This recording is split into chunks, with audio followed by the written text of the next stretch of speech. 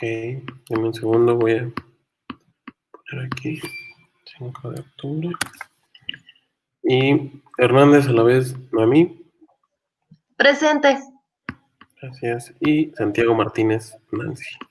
Presente. Mm,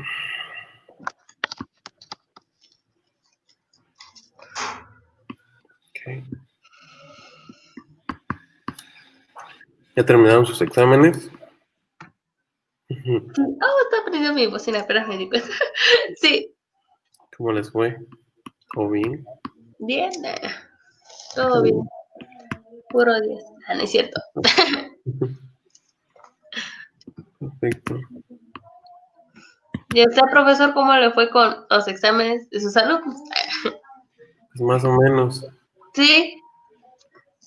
Sí, todos en general bien, pero fíjate que doy algunas clases para el campus de Pochutla y hay muchos problemas de conexión. Ajá. Una bronca. Sí. El internet es muy malo en la zona de allá, entonces, pues sí, hay que estar lidiando con eso. Pero pues, ni modo.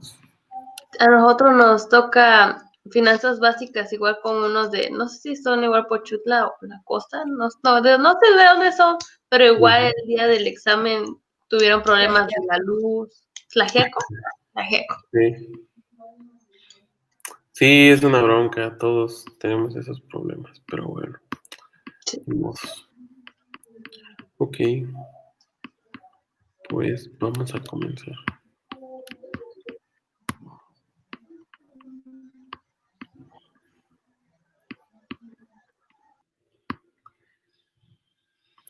Listo.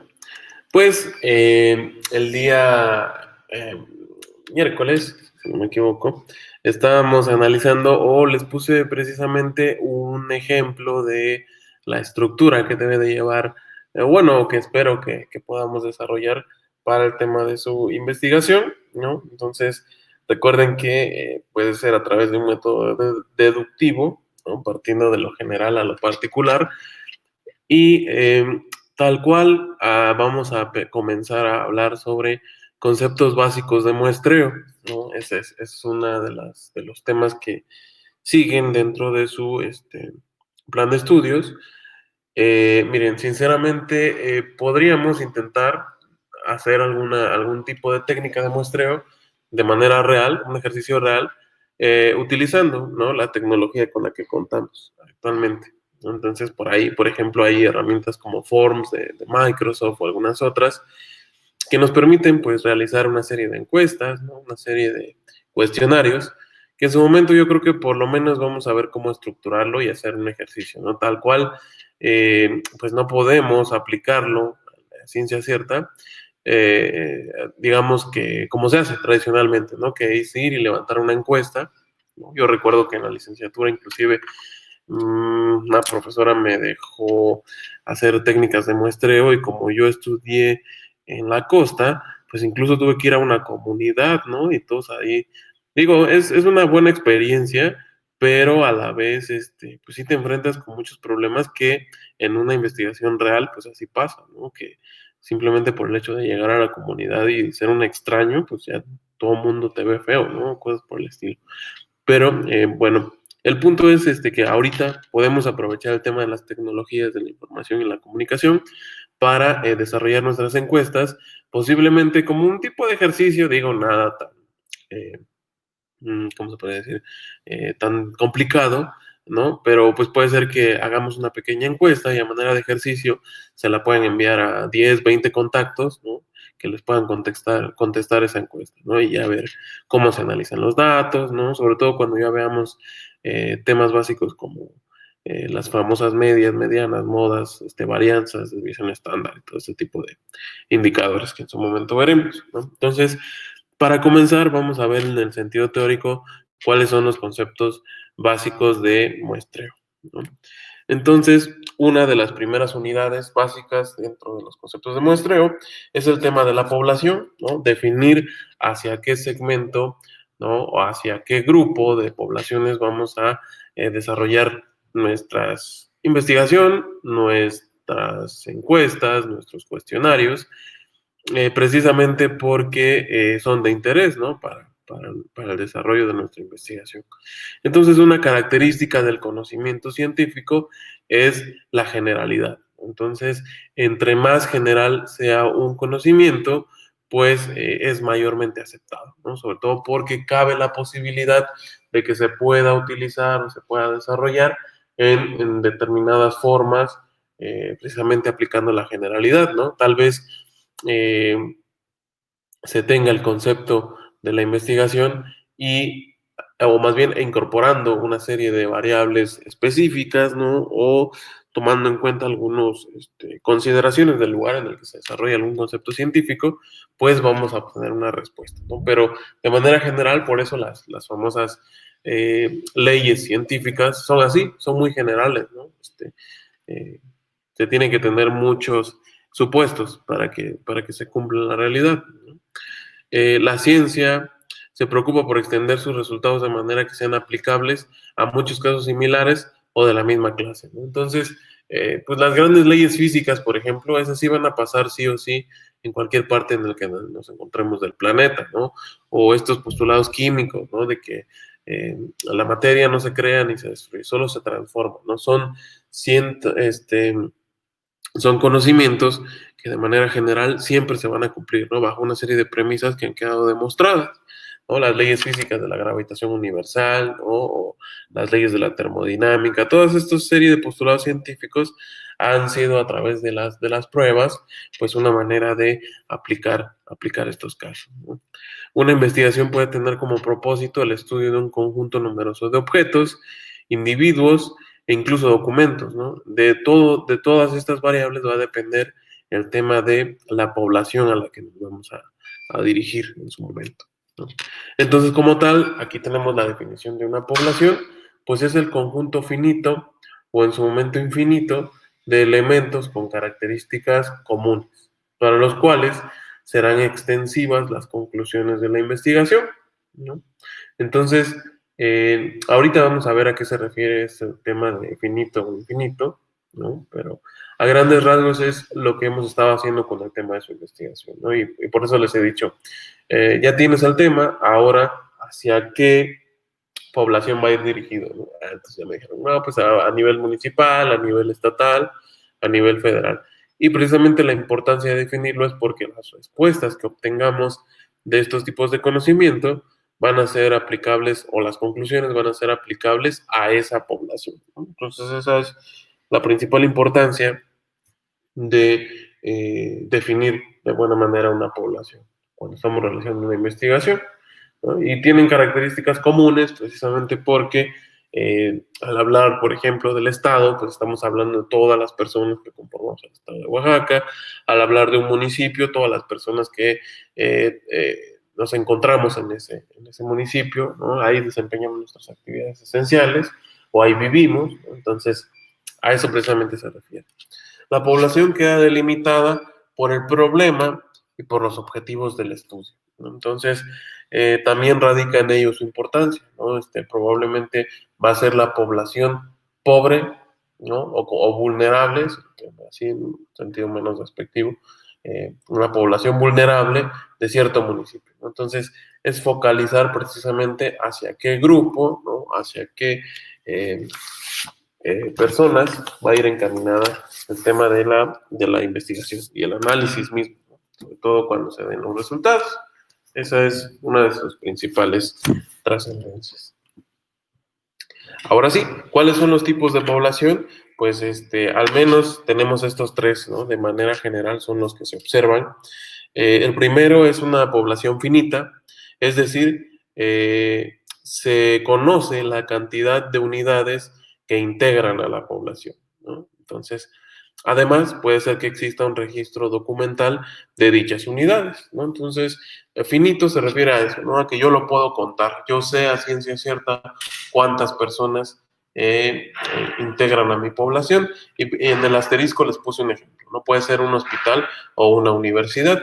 El hecho de medir el semáforo epidemiológico actual del tema del COVID, pues tiene que ver con que hay un control ¿no? Hay una población finita, se sabe cuántas personas infectadas están dándoseles tratamiento en los hospitales COVID, ¿no? Entonces, por eso es que a partir de ello se dice, ¿sabes qué?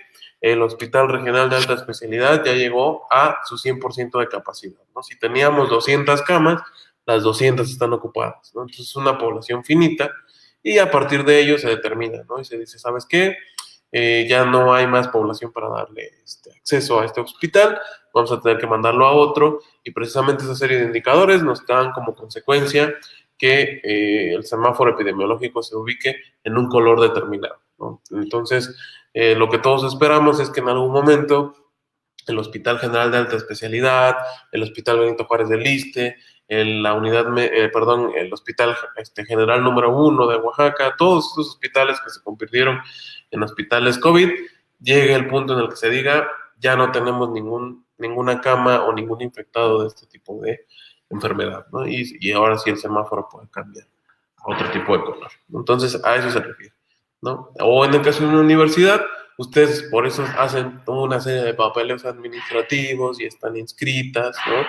Porque el día de mañana cuando alguien quiera saber cuál es la población de la universidad, del Centro de Estudios de Investigación en Ciencias y Humanidades del centro, pues nos puede decir, pues tenemos 5 grupos, en total N número de alumnos, y esa es la población que integra a la licenciatura en Administración, ¿no? Entonces eso nos puede dar una determinación. Y en el caso de también de los docentes, ¿no? Entonces, cuando se tenga que hacer la nómina, por ejemplo, dice, pues es que tenemos 30 docentes por honorarios, 2 de tiempo completo y 3 de horario parcial, ¿no? Entonces, es precisamente para conocer la cantidad de integrantes que determinan una población, ¿no? Es finita, lo podemos saber. El caso contrario es cuando una población es infinita, se desconoce el total de elementos que la conforman, es decir, no existe un registro documental debido a que su elaboración sería prácticamente imposible, ¿no? Entonces, por ejemplo, a pesar de que es complicado el hecho de llevar a cabo un censo, pues es más complicado, por ejemplo, aquí les puse el hecho de saber a ciencia cierta sobre el comercio informal, ¿no? Es decir, existen en el centro histórico, es un ejemplo hipotético, ¿no? 200 empresas consolidadas, microempresas que se dedican a N número de actividades, desde zapaterías, lugares de comida, telas, bares, todos los negocios que se encuentran en el centro de la ciudad, lo equivale a una población de 200. Sin embargo, ¿cuál es el problema con el comercio informal? Precisamente que la informalidad le da ese carácter, ¿no? No sabemos a ciencia cierta el día de hoy cuántas personas están vendiendo un producto sobre la calle de Bustamante, por ejemplo, ¿no? Entonces, puede ser que hoy vinieron 30 personas, mañana puede ser que haya 35, se agrega una más pasado mañana, ¿no? La persona que está, la señora que está ahí caminando con los recuerditos de Oaxaca, puede ser que hay un día sin ambulantes y solamente haya una población flotante por ahí, ¿no? De personas que estén ofreciendo algún tipo de recuerdo o algún servicio, ¿no? Entonces, pero dado que es comercio informal, ¿no? Dado que es una actividad que no lleva ningún tipo de regulación, pues no podemos saber a ciencia cierta, ¿no? Probablemente, tal vez, digo, hablando del tema del comercio informal, pues la persona a la que están adheridos este tipo de personas nos pudiera dar un aproximado de cuántas personas se dedican al comercio, ¿no? Pero es la principal diferencia, ¿no? Entre el comercio establecido, que todas estas asociaciones como Coparmex, la misma Secretaría de Economía y todas estas instituciones que se encargan del desarrollo económico y de las empresas, pues nos pueden dar un número exacto, ¿no? Existen 200 establecimientos en el centro histórico de Oaxaca, cada uno se dedica a estas actividades. En cambio, en el comercio informal, pues no sabemos a quién recurrir, ¿no? No hay un número, no hay una contabilidad. Inclusive se dice que pues cada día aumenta más el comercio informal, Ahorita no nos vamos a poner a analizar condiciones socioeconómicas ni sociales de por qué existe un comercio informal o no, simplemente nos interesa saber eso, ¿no? De que es un tipo de variable o un tipo de población infinita porque no sabemos, no existe ni siquiera un registro documental que nos diga cuántas personas se dedican al comercio informal, ¿no? Y un tercer tipo de población es una población accesible, es decir, es la porción finita de la población objetivo a la que realmente se tiene acceso. Es decir, se extrae una muestra representativa.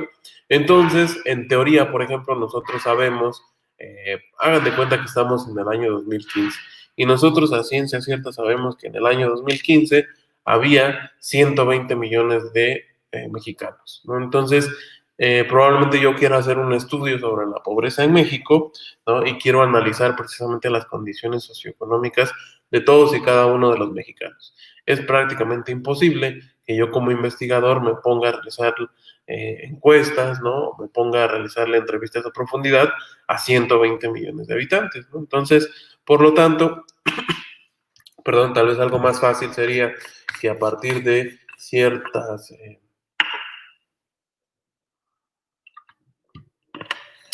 muestras que yo pueda obtener precisamente de la población en general, es decir, si mi población es de 120 millones, tal vez una muestra representativa para cierto tipo de estudio sea 120,000 personas, ¿no? Entonces, hay una serie de fórmulas, las vamos a ver más adelante, de cómo es que se determina una muestra y que sea representativa, ¿no? Sobre todo también cuando nos encontramos ante poblaciones infinitas. Hay una forma para calcular una muestra desde el punto de vista finito, sabemos cuántas personas hay, y hay una fórmula aparte para calcular el tema de la población infinita. No sabemos a qué nos estamos enfrentando, ¿no? Entonces así se puede ver. Ese es un tercer tipo de población. ¿Cuáles son algunas recomendaciones básicas que se nos hace de parte de los expertos al momento de delimitar una población? Ojo, esto es importante para el tema de sus trabajos, ¿no? Yo les decía, hay que delimitar, hay que enfocar precisamente hacia qué población te vas a ir y tiene que ver con estas recomendaciones. En primer lugar, debe de haber claridad, es decir, deben de especificarse los sujetos o elementos que van a ser analizados, ¿no? Por eso yo les decía, ok, vamos a hablar de la pobreza de quién o de dónde, ¿no? Y en el caso de la interacción en redes sociales y las tecnologías, pues a qué nivel, ¿no?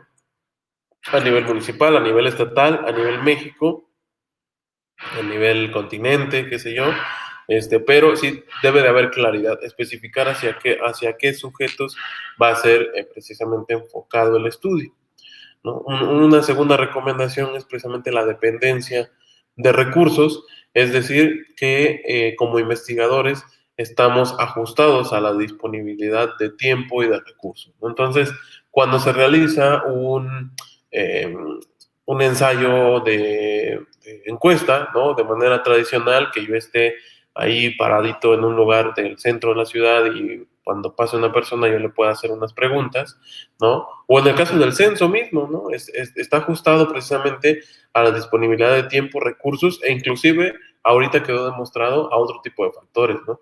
Por más que se trató que las personas que se dedican a la recolección de los datos del censo no pararan, pues en algún momento por las condiciones sanitarias se tuvo que decir efectivamente que el censo quedaba postergado, ¿no? Entonces, eso es un ejemplo. Nosotros, si queremos realizar alguna encuesta, por ejemplo, en mi caso, ¿no? Que necesito datos sobre la movilidad en el centro de la ciudad, pues probablemente no tengo disponibilidad de tiempo, tal vez de recursos sí, pero pues no tengo el tiempo, ¿no? En la mañana le doy clases a mis alumnos y por la tarde tengo que reportarme en la oficina. Entonces no tendría tiempo, disponibilidad de tiempo como investigador para obtener dichos recursos, ¿no? Tengo que tomarlo en cuenta al momento de realizar una investigación o que si voy a hacer o que si tengo los recursos suficientes para que otra persona lo haga por mí, ¿no? En ese caso. En el caso de las empresas, lo mismo, ¿no? Es ver la disponibilidad de tiempo en el sentido de que puede hacer que yo quiera ver el impacto que pueda tener la incorporación de un nuevo producto, pero si la investigación o la encuesta la hago tal vez, pues a finales de agosto, ya no me va a dar tiempo, ¿no? Dado que los nuevos productos o los productos del año que viene se ponen a prueba en septiembre probablemente, ¿no? De todos los años. Entonces, todo eso tiene que ver, o de los recursos, puede ser muy costoso para alguna empresa, ¿no? Sin embargo, pues las tecnologías de la información ya nos han dado una nueva salida, ¿no? Inclusive para realizar este tipo de encuestas o de ejercicios. ¿Qué más? Temas de accesibilidad, ¿no? Resulta accesible en su totalidad, pues no sería necesario extraer una muestra. A eso se refiere a que si podemos llegar a toda la población objetivo, probablemente mi trabajo sea investigar cómo las condiciones socioeconómicas de los alumnos de la licenciatura en administración de la REU pues determina precisamente su incorporación o no a los programas de estudio, ¿no? Es decir, su aprovechamiento de cada uno de los programas. Pues entonces puede ser que toda la carrera de la licenciatura en administración de la REU la integren 80 alumnos. Entonces, sin problema, yo puedo hacerle una entrevista a cada uno de ellos en determinado tiempo, ¿no? Y ya no va a ser necesario extraer una muestra, porque qué mejor que podamos utilizar toda la población general, ¿no? Toda, es decir, abarcar todo el universo, como se le llama, de población, ¿no? No tendría ningún sentido realizar una muestra. La muestra se da precisamente ante poblaciones infinitas o una población en la que es humanamente imposible abarcar, como podría ser la población de México, ¿no? Por eso es que se dice, bajo una muestra representativa de tantas miles de personas, se tuvo los siguientes resultados, ¿no? Entonces, el otro día me daba mucha risa, digo, no es por politizar, ¿eh? Yo no concuerdo con ningún partido político, pero si alguna de ustedes escuchó por ahí, pues está habiendo este proceso de cambio en los dirigentes de los partidos políticos. Uno de ellos es el partido Morena, y pues resulta que hubo una infinidad de personas que se postularon para dirigir dicho partido. Bueno, eso no nos interesa mucho. Lo que me interesa es que uno de ellos estaba diciendo por ahí, no, pues es que a mí me hicieron fraude porque las encuestas me ubicaban en segundo, tercer, primer lugar dentro de las encuestas, ¿no? Entonces, a mí me dio mucha risa porque esta persona inclusive todavía tuvo el descaro de que en alguna de sus publicaciones ponía, ¿no? Miren, para mayor muestra del fraude, ¿no? Y ponía ahí que se encontraba en segundo lugar de una encuesta y así, en letras mayúsculas decía metodología, ¿no? Y ahí decía, la presente encuesta se focalizó a una población de 2,000 personas que son, y se recolectó a través de las principales redes sociales, ¿no? O de las personas que frecuentan las redes sociales. Y en un ejercicio como ese, en el que, por ejemplo, dirigir a un partido o la dirigencia de un partido político, el cual necesita cierto número de militantes, no sé, por poner un ejemplo, necesita 400,000 militantes para ser conformado como partido político. Una muestra de 2,000 es nada representativa, en primer lugar, y la misma metodología te está diciendo, se obtuvo de la opinión de redes sociales, ¿no? No es lo mismo la persona que se encuentra a pie, tal vez es militante la persona que se encuentra en la calle y que no tiene acceso a un smartphone, ¿no? Entonces, hay que tener mucho cuidado cuando nos referimos sobre todo a términos estadísticos, ¿no? Y precisamente eso tiene que ver con delimitar una población. No puede ser una muestra representativa de 2,000 la que nos indique cómo es la forma de pensamiento de toda una población, ¿no? Hay una serie de fórmulas, hay una serie de formas de hacerlo, ¿no? Entonces, solamente era un pequeño ejemplo para que les quedara claro que el hecho de delimitar la población y más bien en temas de muestra, ¿no? Debe ser uno muy cuidadoso. Muchas veces tener un sesgo, es decir, inclinarnos hacia cierta población, nos puede dar datos erróneos, como el caso de esta persona que les digo, ¿no? Que quería dirigir a este partido político y que ni siquiera fue tomado en cuenta, dado que, pues ya cuando se hizo la elección como tal de las personas que estaban o más bien la elección de personas que iban a postularse para este puesto, pues ni siquiera figuró, ¿no? Sobre todo les digo, porque hay que tener mucho cuidado de dónde se saca la muestra y delimitarla, ¿no? Que sea efectivamente representativa para que nos pueda dar una aproximación. Siempre va a caber el error en este tipo de muestras, ¿no? Y lo vamos a ver más adelante. Podemos concluir entonces que cuando por diversas razones resulta imposible abarcar la totalidad de los elementos que conforman una población accesible, se recurre a la selección de una muestra, ¿no? Y es lo que les acabo de decir. Probablemente es imposible por el tiempo, recursos, ¿no? El hecho de que una casa encuestadora pudiera encuestar a las 400,000 personas que conforman a ese partido político, por lo tanto debe de determinar una muestra. Entonces, es de vital importancia determinar qué aspectos se van a señalar dentro de la muestra, ¿no? Y la muestra se define como un subconjunto representativo y finito que se extrae de la población accesible. Entonces decíamos, si es una población muy grande o infinita, que no sabemos específicamente cuántos son, hay por ahí una fórmula y la vamos a ver, cómo se puede determinar un aproximado. Pero todo va a depender. Si hablamos de una población finita, pero muy grande, pues el margen de error puede ser pequeño, ¿no? Sobre todo porque dice aquí se va a convertir en un subconjunto finito. Ahora sí vamos a saber cuántas personas integran la muestra. Pero si hablamos de una población infinita, que a través de una serie de formulaciones matemáticas se puede obtener cuál puede ser una muestra representativa, va a tener un margen de error mucho más grande, dado que ni siquiera sabemos cuál es la población, ¿no? No sabemos el número de población total. Entonces, sí se puede extraer una muestra de cualquiera de las dos, pero todo va a depender del margen de error de ese tipo de muestras.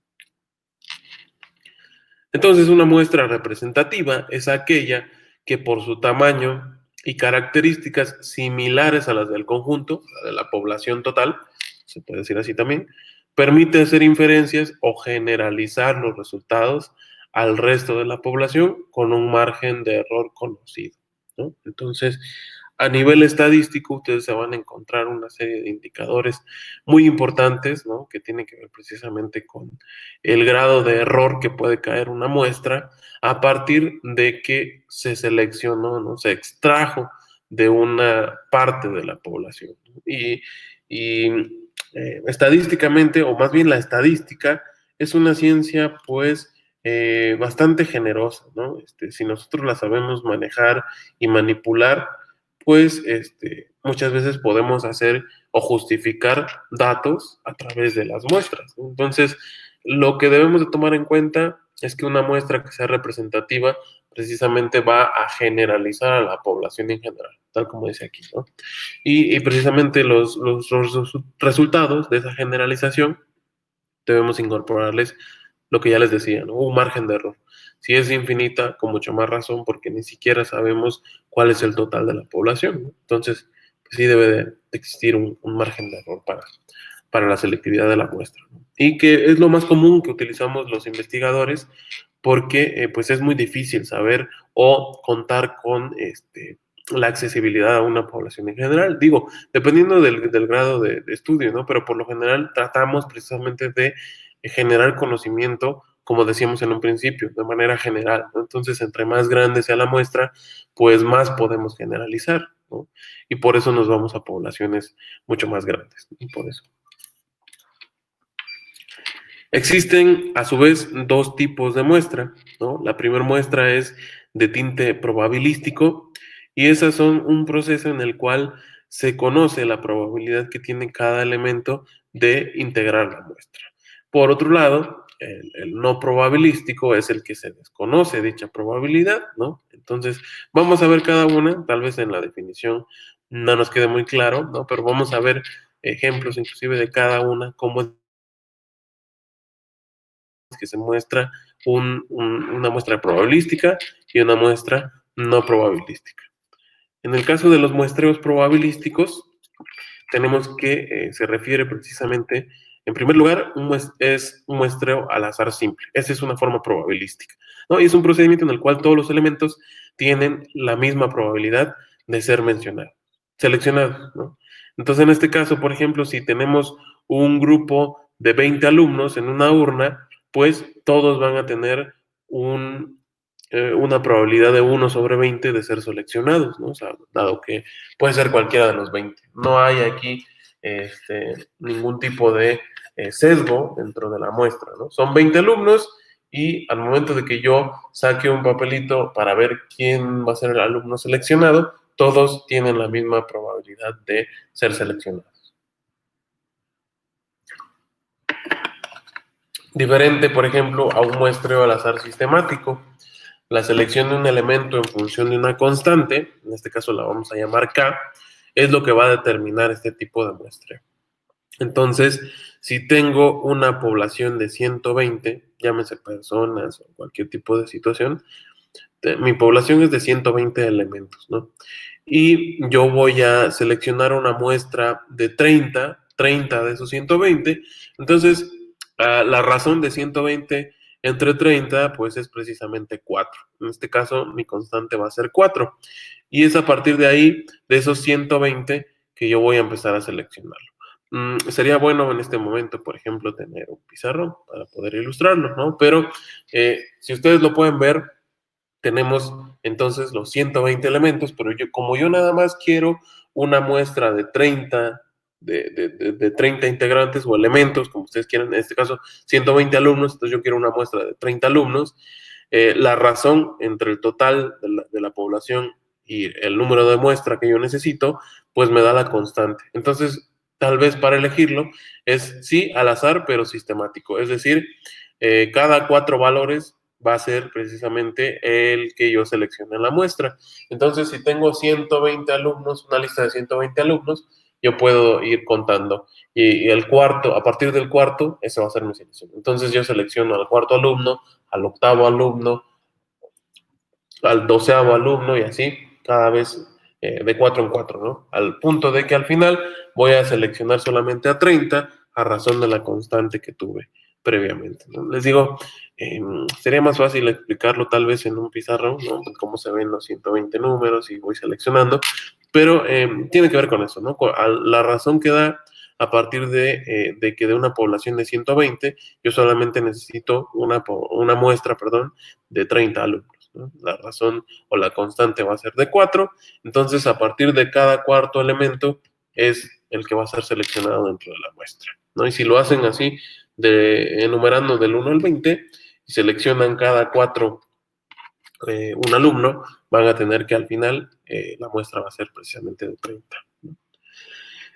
Otro tipo de muestreo es el muestreo estratificado, es decir, dividir la población en subconjuntos cuyos elementos posean características comunes, ¿no? Entonces, si yo voy a hacer un muestreo en la REU, puede ser que entonces, si lo voy a hacer estratificado, voy a dividir a las licenciaturas, ¿no? Entonces, de este lado están los de Derecho, de este lado de Administración, de este otro lado los de Criminalística y así sucesivamente, ¿no? Entonces, es solamente estratificar, es clasificar cada uno de los elementos según la población que yo estoy eligiendo. Ok, y un cuarto muestreo es el muestreo por conglomerados. Es una división de todo el universo, de toda la población, en unidades menores, denominadas conglomerados. Y el mejor ejemplo que se me puede ocurrir fue el tema de la división política de nuestro país, ¿no? El universo completo, pues es nuestro país.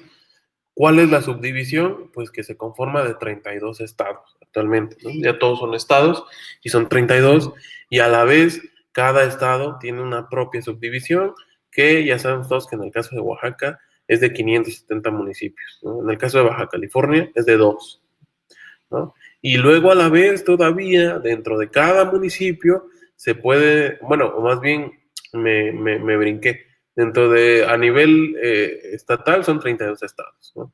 Y a nivel estatal, pues Oaxaca lo concentran 25 distritos, ¿no? Entonces son 25 zonas que se van a abarcar.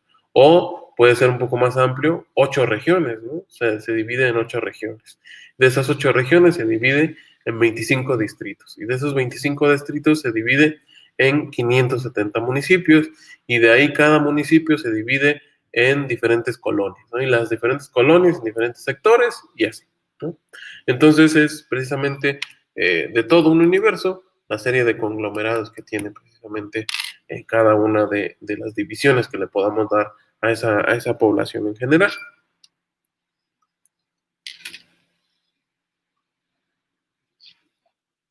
En el tema del muestreo no probabilístico, tenemos tres tipos de muestreo. El primero es causal, es decir, es un procedimiento que permite elegir arbitrariamente los elementos sin un juicio o criterio, ¿no? Es decir, no voy a ser selectivo entre que yo solamente quiero que me contesten mi encuesta personas de determinada edad o determinado género, ¿no? Entonces, el mayor ejemplo puede ser que un encuestador, pues el profe quiere obtener los datos para su tesis, ¿no? Entonces se va a parar ahí en medio del zócalo y va a empezar a encuestar a personas conforme van pasando, sin ningún tipo de selectividad. Eso es causal, ¿no?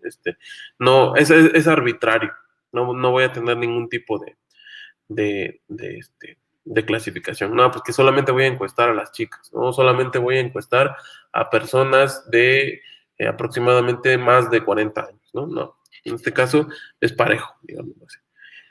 Otro tipo de muestreo no probabilístico es el intencional, en el cual ahí sí los elementos son escogidos con base en criterios o juicios preestablecidos por el investigador, ¿no? Entonces, por ejemplo, si yo voy a investigar la calidad de los servidores públicos en la administración del estado de Oaxaca, pues ahí sí voy a decir, ¿no? Mira, sí, está bien, pero ¿sabes qué? Vamos a evaluar a todo el personal de confianza. ¿Por qué? Porque precisamente son los que se prestan más a el tema de los sobornos, tal vez, ¿no?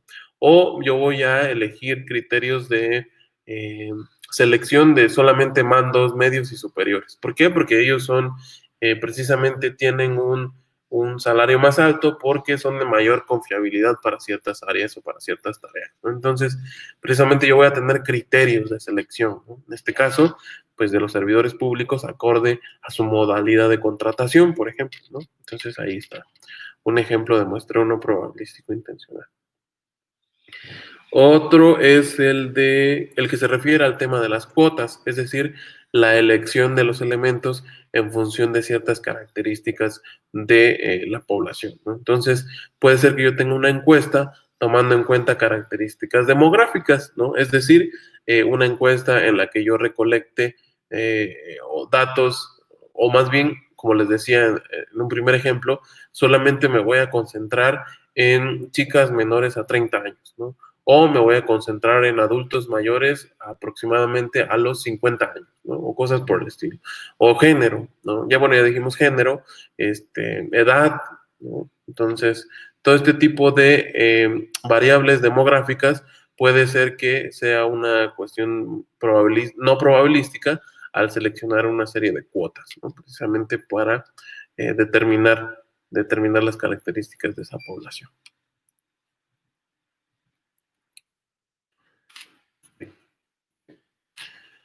Y finalmente, ¿cuáles son los criterios precisamente para estimar el tamaño de la muestra? ¿No? Va a haber varios de ellos y dependiendo, ¿no? De para qué vamos a utilizar el tamaño de una muestra, ¿no? En primer lugar, pueden estar los estadísticos, es decir, el uso de fórmulas ya o tablas que ya están preestablecidas. Entonces, en algún momento, inclusive yo creo que ustedes si es que llevaron algún curso de estadística o por ahí por la prepa, ¿no? Que vieron este tema de variables probabilísticas, no probabilísticas, la muestra y todo este tipo de determinantes estadísticos, ustedes saben que ya existe una fórmula preestablecida, ¿no? Existe una fórmula para calcular el promedio, para calcular la moda, para calcular la desviación estándar, les digo, existe una fórmula para calcular la población infinita, la población finita, ¿no? Entonces, toda esta serie de arreglos estadísticos y matemáticos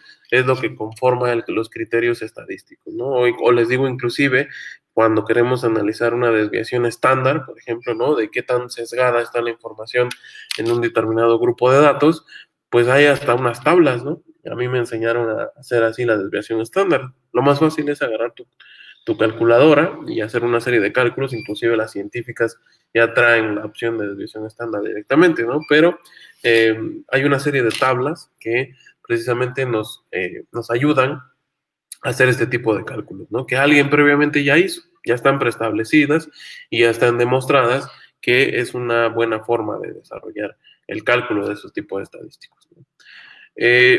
Otros criterios que debemos de tomar en cuenta pues pueden ser las posibilidades, y ya lo dijimos, ¿no? Tiene que ver con el tiempo y los recursos del investigador. Entonces, por ejemplo, muchas veces pasa, ¿no? Cuando un alumno de licenciatura dice, ¿sabe qué? Yo voy a hacer tesis, ¿no? Y yo quiero analizar precisamente cuál es la derrama económica de todas estas personas que se dedican a vender la vía pública. Híjole, pues va a estar complicado, ¿no? Porque el Instituto Estatal, más bien el Instituto Nacional de Estadística y Geografía e Informática, pues no tiene como tal un dato sobre este tipo de comercio, dado que es considerado comercio informal, ¿no? Entonces, ¿cómo le vas a hacer? Pues yendo a cada uno de los puestos, ¿no? Y dependiendo de la disponibilidad de las personas, ¿no? De cuánta credibilidad tienen para darte sus datos, pues tal vez tú puedas obtener dichos datos, ¿no? Pero pues va a requerir de recursos, de que tú vayas precisamente a desarrollar las entrevistas, al tiempo que tengas, como les digo, muchas veces el tiempo es un factor clave, ¿no? En el caso de las personas que encuestan, pues se deben de llevar mucho tiempo, no solamente en la recolección, sino inclusive después, ¿no? En la tabulación de los datos, ¿no? Tienes que clasificarlos, tienes que ordenarlos e incorporarlos precisamente a cada una de las posibilidades dentro del investigador. Entonces, tiene que ver con el tema del tiempo y los recursos que tiene un investigador para poder llevarlo a cabo. Y finalmente, el tema de la bibliografía. Existen muchos procedimientos que ya son señalados por los teóricos y expertos que así deben de ser, ¿no? Entonces, aunque tú le busques por una u otra forma de hacerlo con una recolección de datos o precisamente derivando una muestra de la población, hay estudios que ya están concentrados exclusivamente en lo que los expertos han dicho, ¿no? Entonces, como por el caso también puede ser en el tema de una población infinita, ¿no? Para hacer el cálculo de una población infinita. Pues resulta que una persona ya se puso a desarrollar esa parte y demostró matemáticamente que así se puede obtener, perdón, una muestra representativa de una población infinita, ¿no? Entonces, todo depende de lo que la teoría nos indique. En algunos casos especiales, ¿no? O investigaciones especiales o muy concentradas, pues es lo que se nos indica, ¿no? Y se nos dice, no puedes utilizar otro tipo de fórmula más que esta, ¿no? Para calcular este indicador, ¿no? O este tipo de información. Entonces, esos son los criterios precisamente para estimar el tamaño de la muestra dentro de una población, ¿no? El día de mañana vamos a continuar revisando el tema precisamente de los datos y como les decía, ¿no? Ahorita tengo a la mano el tema de Forms, por ejemplo, está por aquí. Lamentablemente todavía no, creo que no se ven reflejados los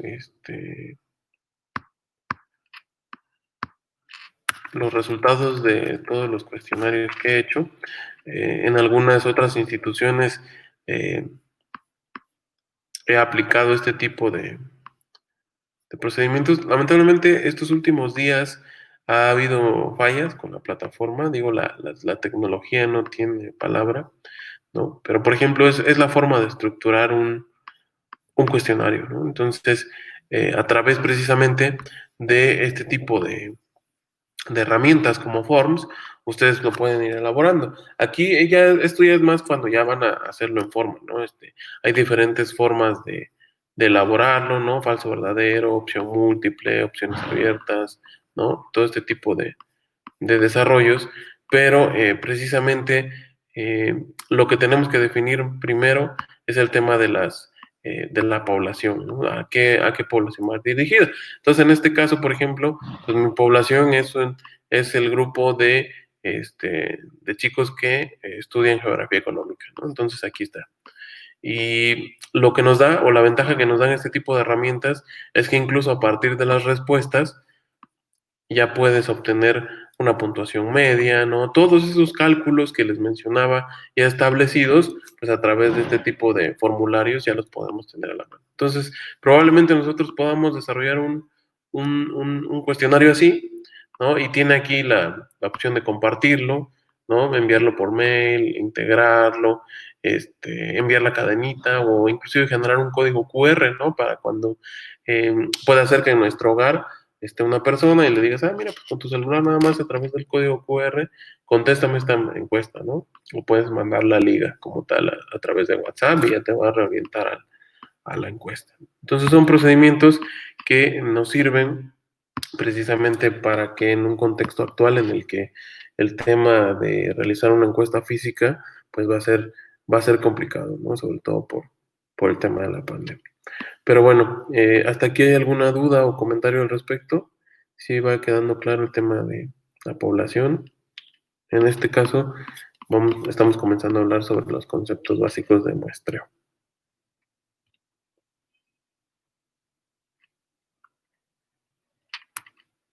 ¿Va bien?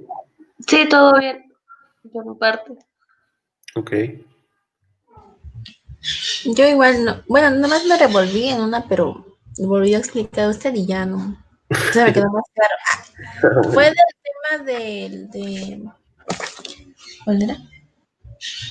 Algo de los alumnos, que eran 120 y tenía Ah, sí, que... es que sí, tienes razón. Mira, voy a tratar, ahorita ni siquiera tengo una hoja a la mano, pero voy a ver la manera de, tal vez en una presentación así les pueda poner el ejemplo. Es bastante interesante, pero sí, les digo, si lo pudiéramos explicar en el pizarrón sería más rápido, ¿no? Pero sí, tiene que ver eso, con la razón precisamente de cuál es la población y la muestra que yo determine, saco una constante y a partir de esa constante yo determino el número de integrantes que va a tener esa muestra, ¿no? Pero sí, prometo que mañana traer inclusive una forma de explicarlo un poquito mejor.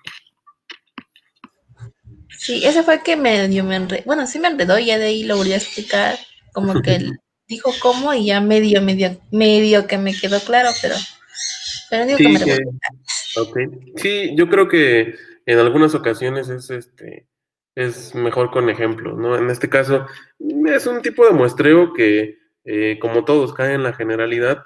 Mm, Sinceramente, es difícil encontrarle una aplicación, por ejemplo, en las ciencias económico-administrativas. Esto es más para, no sé, como ejercicio, ¿no? O realizar algún tipo de, ¿qué les gusta? Rifa o cosas por el estilo, ¿no? No tiene una aplicación como tal en las técnicas de muestreo, como sí lo podría ser un cálculo de la población infinita, por ejemplo, ¿no? Pero de todos modos, pues siempre nos debe de quedar claro el tema del muestreo. Ok, pues entonces, si no hay ninguna duda o comentario, lo podemos dejar hasta aquí y nos vemos el día de mañana. Sí, profesor, está bien. Está bien, Vale, nos vemos mañana, pues. Ya, Cuídense. hasta mañana.